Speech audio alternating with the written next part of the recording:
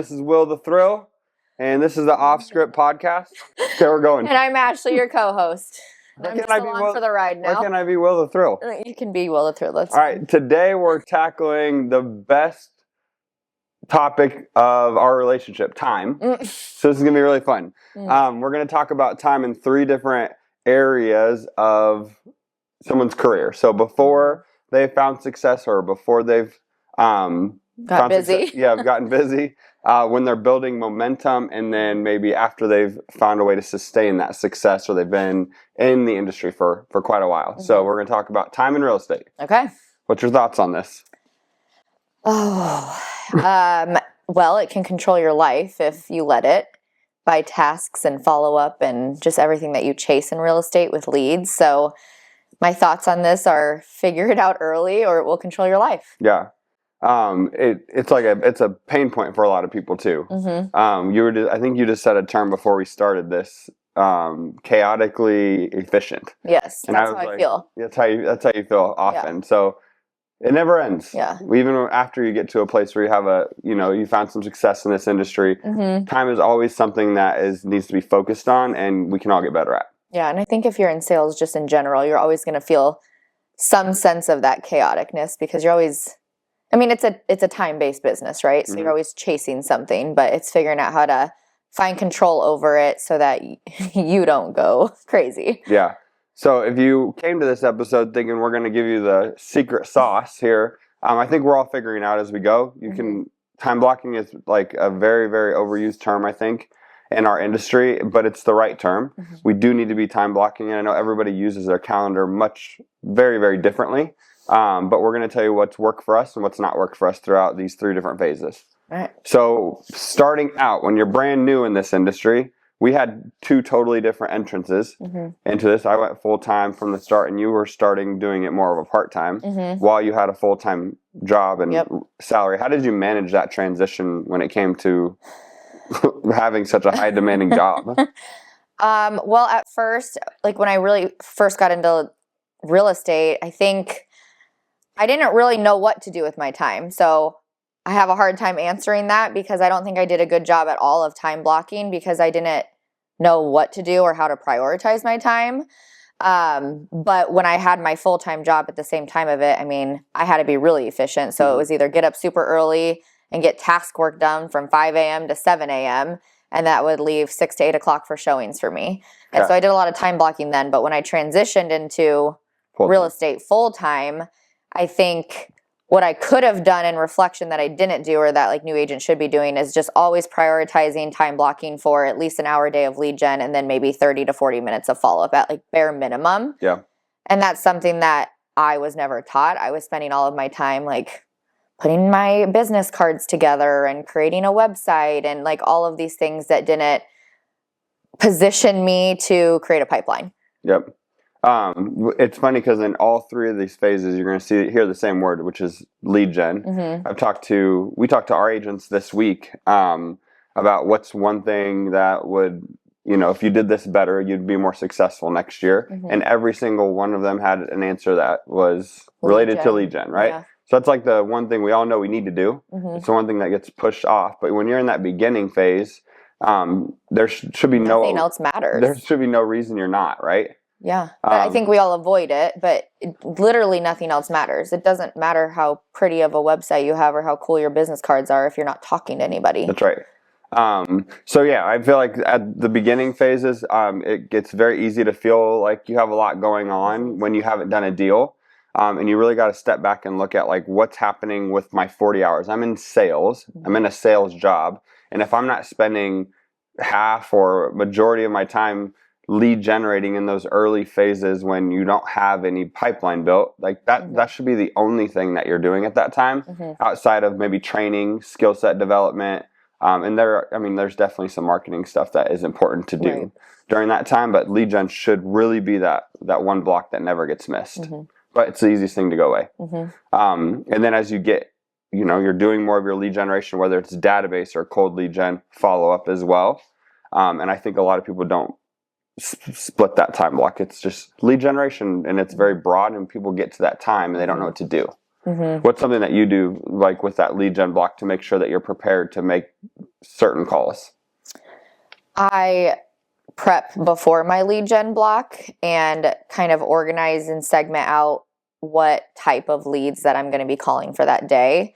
So for me on Tuesday, it's THI. So those are my new construction follow-up days. Like I have them categorized so that I can be in that space of thinking. So if you're doing FSBO calls or expireds or whatever your lead funnel source is, then that's been helpful for me to be in that one track mind because I'm having the same type of script, the same type of conversation with a bunch of FSBOs at the same time. So it just like you get in this flow state better if you're having the same styles of conversation back to back to back. Yeah, having I guess structure. A structure for your to week. it. Yeah. So you're not guessing because that's what happens. Yeah. Well, and then you spend all of your time researching during lead gen hour. If you're, not prepared, then you're spending 20 minutes researching everything you need to do to talk to them about, to be prepared to get on the phone, for them just not to answer. And you just wasted 15 minutes. Gosh, that's real. That is real. Hit the green button. Yeah. Hit call. Yep. What's going to happen? Same thing with for door knocking. When I started out and I was just door knocking, my main thing was just shut the car off and get my feet on the ground. Because if I do that and I get going, like once you knock on the door, someone's going to answer or they're not. You're going to go to the next one, but eventually someone's going to answer. You're going to have to start talking. Yep. So I think it's just getting into it and starting and not putting so much pressure on it. Am I prepared? Do I know my script? Do I know everything about this person before I call them? And just getting into it, feeling comfortable. Yep. Do the work. Live with the results. That's right. So yeah, I feel that time block for lead gen is super important. Morning or afternoon? What do you think?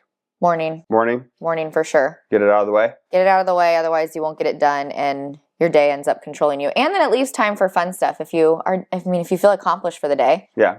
Like if that's your one goal for the day and you get it done and then everything else goes crazy, at least you got one thing done. You kind of built that level of confidence in yourself. Yeah, I would say I totally agree. Get it done from like 10 to 12, 9 to 11, sometime during that time because you're more apt to be successful doing that. When I door knocked, I know Jim and our brokerage, he also door knocks. We tend to do that in the afternoons more. If you're disciplined enough to do it, it just becomes hard, right? Because when something comes up or family or something might knock off your afternoon just because you weren't prepared, you didn't get done early. But you have better answer rates sometimes when you're door knocking in the afternoon. So after that 1 o'clock or 2 o'clock time frame, you might get more people to answer the door. Yeah, people are coming home from school and kids pick up, all that. Not saying there's only one way to do it, but you have to be really disciplined if you're going to do consistently generations in the afternoon. Oh, yeah. When I had it in the afternoon, it just never happened. It never happens, right? First, I'm not disciplined enough. And that's most people. 100%, that's most people. When I did that structure, I was getting follow-up done in the first half of the day. Any task work that I needed to get done beforehand, pricing out houses, those kind of things, preparing for appointments, and then making sure I never scheduled anything between 2 to 5. Yep. Okay, so you start working really hard, you're time blocking, following it to a T, and all of a sudden you start getting busy and you start doing some deals. What's time block like? How does your time change in your relationship with lead gen? It doesn't with lead gen, so that's still it shouldn't. Yeah, yeah. So that's still a consistent phase of it. But now I feel like when you get in this flow state, when you first start getting busy, and then you're in it, and you're just in this flow state. Yeah, you're just in this groove and this momentum. Then it starts to just feel like you're on a treadmill, right? And so for me, I was having to almost block in time. I know this sounds silly, to like appreciate the wins and appreciate the small things or the successes that happen. Because I remember when I was in it and then like the success starts to come, it never feels like enough because you're not like enjoying the process of all of it. So I would literally have to remind myself to like pause and reflect and just appreciate the wins that we're starting to see. Yeah, because when you're in that first phase and you're trying to build some momentum of any kind, getting a deal done, your first one maybe, you transition to like maybe having 4 or 5 deals going, and then you're so chaotic, right? That you forgot like how hard it was at the beginning. I love to call this a firefighter stage. Because that's what are you doing? We're putting fires out. Yep. And then you start to not enjoy it a little bit. You don't if you're not appreciating it. Yep. And the very first thing that leaves your calendar is the one thing that got you there, which is doing the work, lead generating, and talking to your people and focusing on database and Sphere. I think it's crazy to think that, right? Like the first thing that goes away is the thing that got you there, and then what happens? Then you're back to zero. Yep. You don't have no deals. You have nothing. And now you're like, oh, what did I do? Or, am I good at this? You start questioning your confidence. I think that's where the roller coaster in the business comes. Like, people get really excited. You start to see the success because you get a couple of big paychecks once you start getting busy. And then, like you said, you stop the lead gen. And then that's where you have a lot of the agents who, you know, you have that up and down where you follow the seasonality of what's happening around you. Mm-hmm. If you're not consistent with the lead gen, like you're busy when everybody's busy, when the economy is good, when rates are low. Yeah. So if you stop doing that, you're going to be you always have a phrase for it. I forget what it is. The up and down realtor, the whatever you say, the roller coaster realtor. Yeah. You're on up and down because, like, if your lead gen is inconsistent, your business is going to be inconsistent.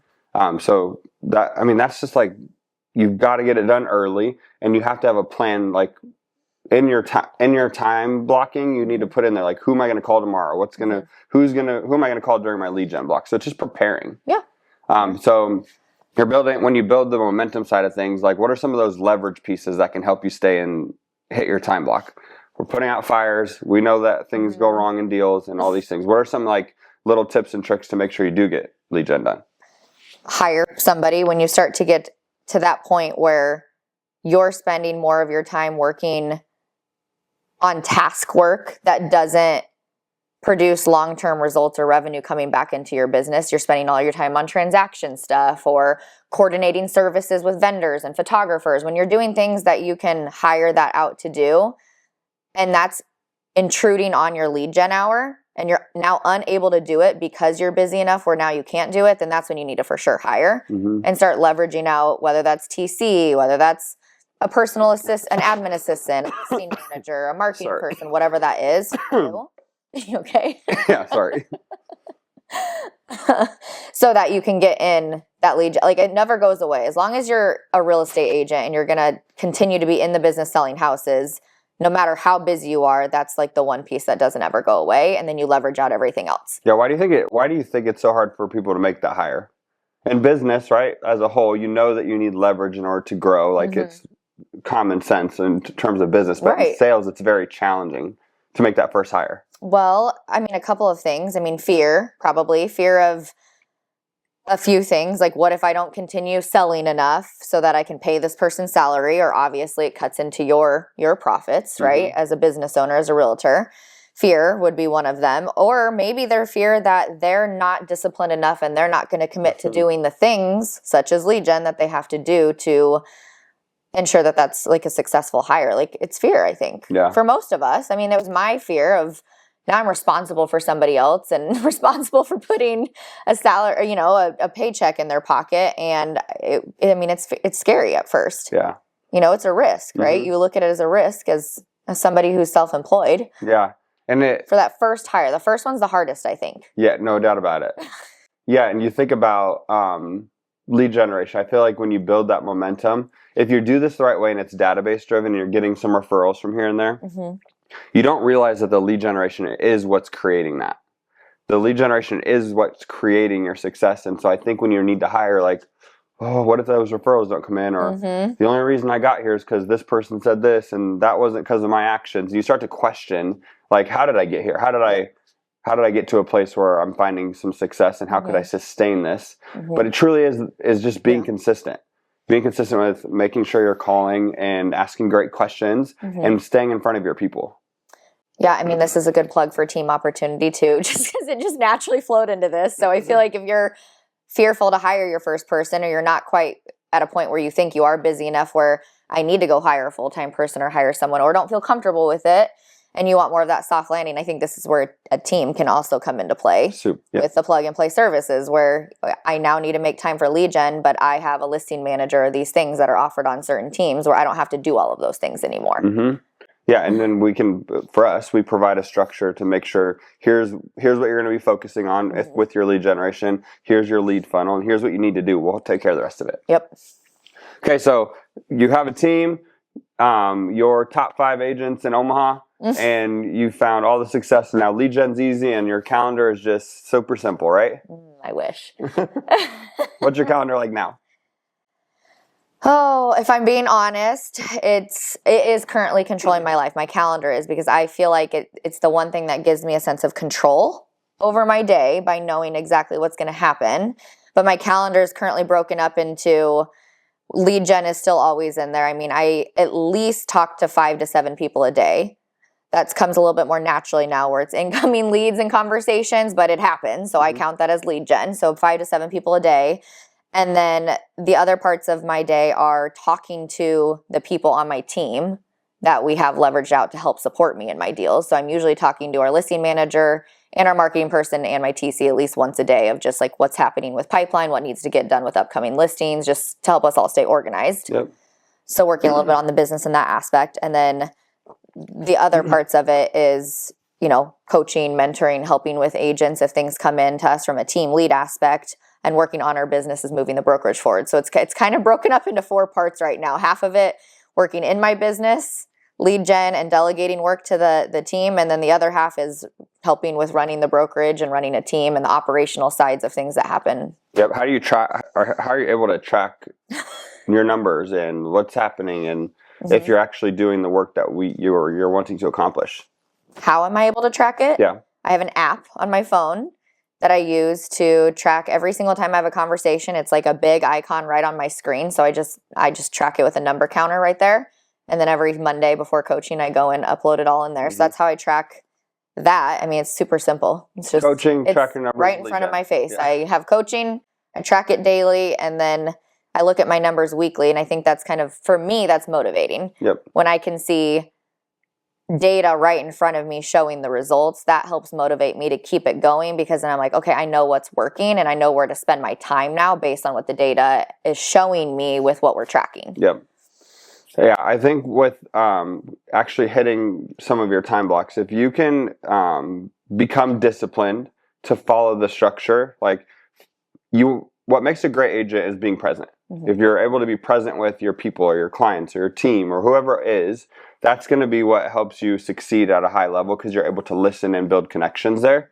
And I think if you can be focused on having a great calendar and a great structure, that structure of your day allows you to be present. Because you're like, okay, I have until this time. Yep. And it can run your life, but it can also bring you freedom if you follow it the right way. Yes. And that's my goal, is to not be ran by my calendar. And so it's funny you say that, because I color coordinate and time block everything, but what I've been working on and how I continue to leverage is I pretty much put everything on my calendar that I'm doing. And then if it's something that I don't want to be doing anymore, I turn it green. And green means that's an admin task. That's something else for somebody that's not me. I don't know who yet. I don't have all the answers, but it's green. And so as that green starts to grow on my calendar, I was like, okay, now we're ready to hire and leverage that out. And so that's like what I do to continue to become either more efficient with my time or focus on the things that I want to be doing. Yeah, very systematic. I'm very systematic. I feel like my calendar is much different than yours. I would not be able to operate how you do, but that's the beauty of it, right? Like you have to find what works for you. And for me, like on my calendar, I only want in-person meetings. Outside of that, I will get the stuff I need to get done when I can throughout the day. So just in-person meetings and like anything that's lead gen related, follow up, anything sales related. But outside of that, I would prefer not to have a calendar that looks like yours. Because there's so much on there, right? There's so much to accomplish. So it can get like, where do I even start? It can be paralyzing. Yeah, it is. And that's why I'm doing it currently, to not have my calendar look like that. Just, I think spending the time documenting the things I don't want to do, even though it takes me a couple of extra minutes, is helping me. It's same with data with coaching, right? It's the data that I need to know how much time I'm spending on work that I don't like doing. And so I look at that pain of like taking the extra step every day of doing that, of, okay, in 3 months, I'm going to take all this off my plate. Yeah. I think you do it, like you've done that for so long, but you can look back 2 years ago on this week and see what you did, because you go back and make sure that you don't only have what was on your calendar, you put on what you did. I do, yeah. Right? And so you actually detailed. You have a very real look back of what, how I spend my time. Late 2023, this is what I was doing. But if you reflect on that stuff, it's just like coaching and tracking. If you were to do a time audit just one time and track your time for 3 days, you would understand where your problems are. And I think you do that every day. I do. You're always auditing. Yeah. I'm always auditing. I'm always editing my business, and I'm always figuring out what I do and don't want to do, so that I can get to where I want to be and where I want to be spending my time and how I want to be spending that time. Yeah. So, and trying to enjoy it throughout the process, which is a challenge, right? That's where I have my ups and downs, but also trying to enjoy the like journey of all of this, even when it's hard. yeah. Well, no matter what phase you're in, there's something to be grateful for. Mm-hmm. Every single one of them. When you're not busy yet, you should be grateful that it's not chaotic. Right? And then when it's chaotic, you should be grateful that you have the business. Yeah, because you have that. Because some people don't have that opportunity to be able to help other people or to have deals in the pipeline. There's so much fear in our industry right now around like what's going to happen. Should I even do this anymore? Should I find a different job? Is Zillow going to take over? There's fear in every different area of our business, and the people that are successful just focus on one thing. Focus on your goal. There's enough deals to go around, and then somehow find discipline in your calendar. That's right. There's a couple things you can do, like tips, tricks. Number one, do a time audit for 3 days. Every single hour, set an alarm on your phone and just write down, what did I do for the last hour? And be honest. I was scrolling Facebook. I was scrolling Instagram for an hour. Okay, perfect. Was it intentional? Was it not? Write it down and then look back on the 3 days and see where your gaps are throughout your day and try to make those a little bit more efficient, or just fix 1 hour. If you can fix 1 hour, guess what you can replace that 1 hour with? Yep. Put tools in place to help. Like, I know social media is a big problem for most people, and we've done time audits or they've given feedback on that. So if you know that you're doing that, just like literally go put your phone away. I mean, obviously not during lead gen hour, but go put it away and go put it on a desk somewhere where it's out of sight, out of mind, so you're not even tempted to touch it. Yep. If you're trying to complete like a project or something that you're doing. Literally audit and be honest with yourself. And then that's going to help you understand what you can do a little bit better. It won't never be perfect, but you'll figure out where your gaps are. Number two, if you're in a lead generation or a follow-up block, act as if it's an appointment. Ask yourself, when the call comes in and the fire you need to put out comes in, would I walk out of a listing appointment to take this call? And if the answer is no, hey, Miss Seller, I have to leave. My lender's calling, so I need to make sure I answer this. If you would do that in the middle of a listing appointment, that means you should probably take it. And if not, you should probably continue making your calls.